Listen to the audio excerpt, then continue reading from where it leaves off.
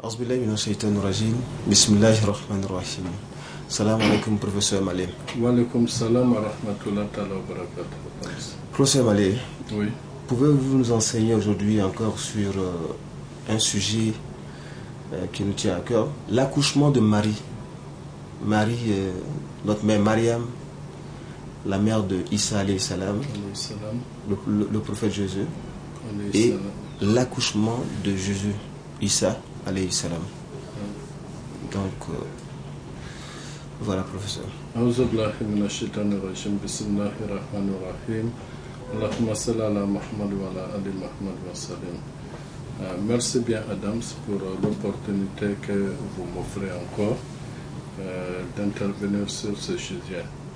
Vous savez que le Coran rapporte l'accouchement de deux femmes, celle de la femme d'Imran qui est la mère de Marie et l'accouchement aussi de Marie elle-même lorsqu'elle accoucha de l'enfant Jésus.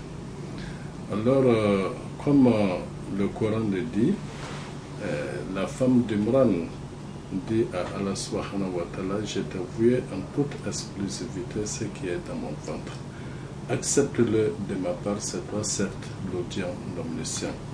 Donc, dès qu'elle a senti qu'elle porte la grossesse, et immédiatement, Anne a placé cette grossesse-là sous le haut patronage d'Allah subhanahu wa ta'ala.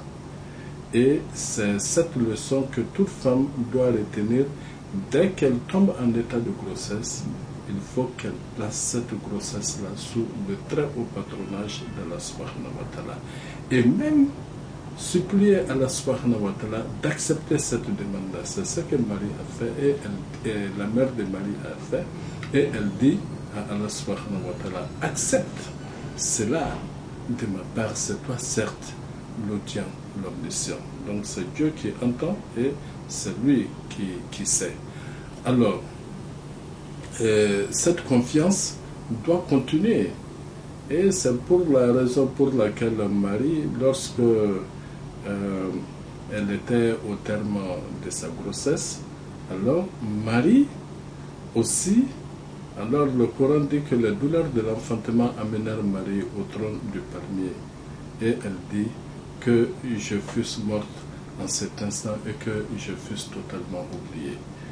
Donc, alors elle entendit une voix au-dessus d'elle qui lui dit: ne t'afflige pas, ton Seigneur a placé à tes pieds une source.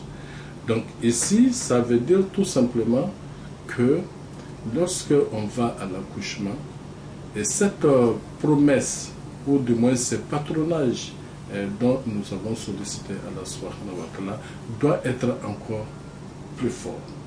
Plus fort, la confiance à Allah subhanahu wa ta'ala doit être encore plus forte en cet instant précis, parce qu'on est au terme de l'accouchement. Mais ce n'était pas parce que Marie était désespérée de cet accouchement, non, mais seulement Marie ne pouvait pas justifier cette grossesse-là parce qu'elle n'a pas eu de rapport avec un autre homme. Donc elle n'était même pas mariée en ce moment. Alors, donc la leçon qu'il faut retenir ici, immédiatement, l'ange Jibril lui dit: ne t'afflige pas, ton Seigneur a placé à tes pieds une source. Et secoue le tronc du palmier, il fera descendre sur toi des dattes fraîches et mûres, mange et bois et que ton œil se réjouisse. Donc, à partir de là, on comprend effectivement que lorsque on va à l'accouchement, la femme doit être préparée. Préparée psychologiquement, elle-même, elle doit se mettre dans des conditions psychologiques favorables pour dire, dans tous les cas, c'est Allah subhanahu wa ta'ala qui va m'assister. Comme l'ange Jibril a assisté Marie. Donc l'accouchement de Marie était assisté en direct par l'ange Jibril, l'archange Jibril. Donc aucun être humain n'était là pour assister Marie. Mais quand les femmes vont à l'accouchement, il faut qu'elles mangent auparavant des dattes, parce que Allah subhanahu wa ta'ala a conseillé ça à Marie: secoue le tronc du palmier, il fera descendre sur toi des dattes fraîches et mûres. Donc dans les dattes, il y a ce qu'on appelle une substance qu'on appelle ocytocine. L'ocytocine est utilisée aujourd'hui en médecine pour accélérer la naissance lorsque les femmes arrivent à terme et qu'elles ont des difficultés pour accoucher. Donc on fait cette piqûre de l'ocytocine et immédiatement la femme se retrouve et elle accouche. Alors, avant d'aller aussi à l'accouchement, il faut encore une fois adopter le comportement de Anne, la mère de Marie. Et lorsqu'elle a accouché de Mariam, qu'est-ce qu'elle a dit? Alors elle l'a placé, elle a présenté cet enfant à Allah subhanahu wa ta'ala et elle dit: Seigneur, voilà que j'ai accouché une fille. Donc elle précise bien le sexe de l'enfant. Voilà que j'ai accouché d'une fille et je l'ai nommée Marie. Et je la place ainsi que sa descendance sous ta protection contre le diable, le banni. Donc ça, c'est un enseignement que toute femme doit retenir. Lorsque la femme va à l'accouchement, donc l'homme doit dire à sa femme, d'un commun accord, si tu accouches, alors si c'est un garçon, il va porter le nom Mohammed par exemple. Et si c'est une fille, elle va porter le nom Khadija. Alors si madame va à l'accouchement et qu'elle accouche, alors elle doit prendre l'enfant, si c'est un garçon, elle prend cet enfant-là, elle fait face à la Qibla pour présenter cet enfant à Allah subhanahu wa ta'ala. Voilà que j'ai accouché d'un garçon, je l'ai nommé Mohammed et je le place ainsi que sa descendance sous ta protection contre le diable, le banni. Alors si c'est une fille, ça doit être la même chose. Donc la mère prend l'enfant, elle la présente à Allah subhanahu wa ta'ala en faisant face à la Qibla et elle dit: Seigneur, voilà que j'ai accouché d'une fille et je l'ai nommée Khadija. Je la place ainsi que sa descendance sous ta protection contre le diable, le banni. Donc en ce moment, la mère a déjà donné le nom de l'enfant dans ses oreilles en récitant l'azan et Iqama, et ensuite elle présente l'enfant. Donc avant même que on baptise l'enfant, l'enfant déjà a son nom d'un commun accord avec son père. Et voilà ce qu'il faut retenir. Donc cela signifie aussi que chaque fois que la femme, de façon générale, porte une grossesse, ce qu'elle doit retenir pour résumer, premièrement, placer cette grossesse sous la protection, sous le haut patronage d'Allah subhanahu wa ta'ala. Donc en ce moment, Allah subhanahu wa ta'ala veillera sur cet enfant de telle sorte que la grossesse évolue de façon normale, comme lui-même l'a dit. Donc il sait de combien de périodes une grossesse est écourtée ou prolongée. Donc il connaît bien l'évolution de l'enfant, c'est-à-dire le développement de l'enfant dans le ventre de sa mère. Et ensuite, cette confiance doit continuer parce qu'Allah aime ceux qui lui font confiance. Alors cette confiance doit continuer jusqu'au terme de la grossesse. Alors il ne faut pas être désespéré, il faut renouveler cette confiance et elle doit être encore plus forte que jamais. Et ensuite, lorsque l'accouchement a lieu, alors ça trouve que d'un commun accord, l'homme et la femme étaient mis d'accord sur le prénom de l'enfant, qu'il soit garçon ou fille. En ce moment, après l'accouchement, la femme présente l'enfant à Allah subhanahu wa ta'ala en faisant face à la Qibla et dire: Seigneur, voilà que j'ai accouché tel enfant, c'est-à-dire définir le sexe si c'est garçon ou fille, et ensuite le placer ou la placer sous la protection d'Allah subhanahu wa ta'ala ainsi que sa descendance. Et c'est ce que Marie a fait.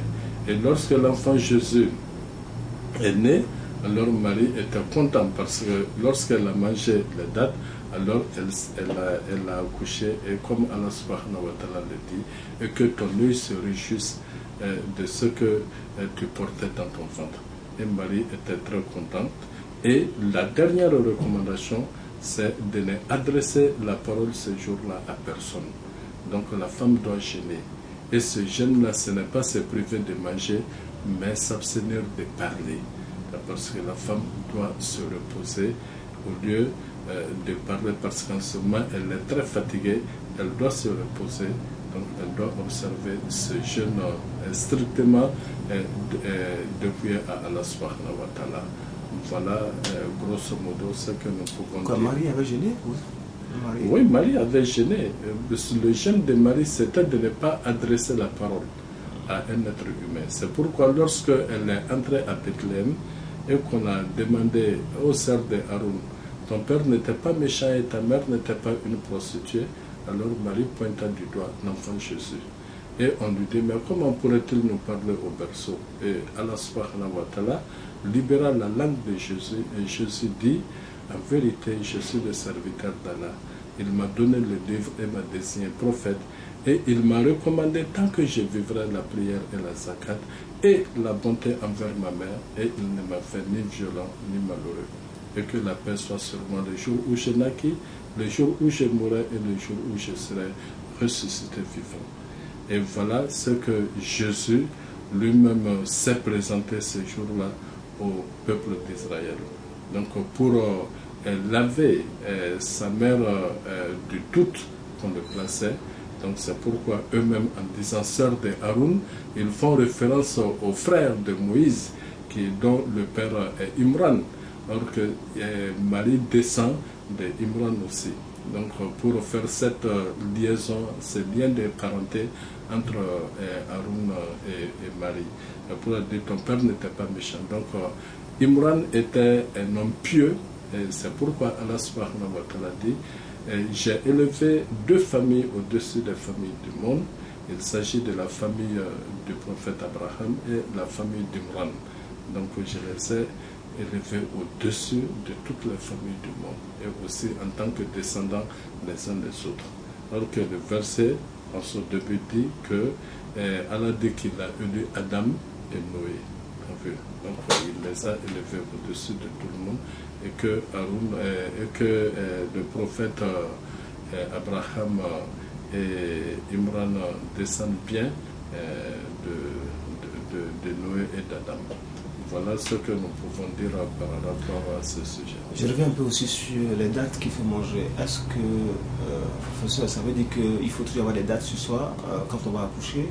Oui, il faut avoir toujours les dates sur soi. C'est conseillé. Oui, c'est conseillé. C'est-à-dire que les dates doivent être prises avant l'accouchement et non après l'accouchement. Et c'est très très important parce que Marie a pris à manger les dates avant l'accouchement et ça a accéléré l'accouchement. Parce que la substance qui se trouve dans les dates ocytocine accélère l'accouchement. Merci encore une fois, professeur. Merci de nous édifier chaque fois. Assalamu alaikum wa rahmatullahi wa barakatuh. Wa alaikum salam wa rahmatullahi wa barakatuh.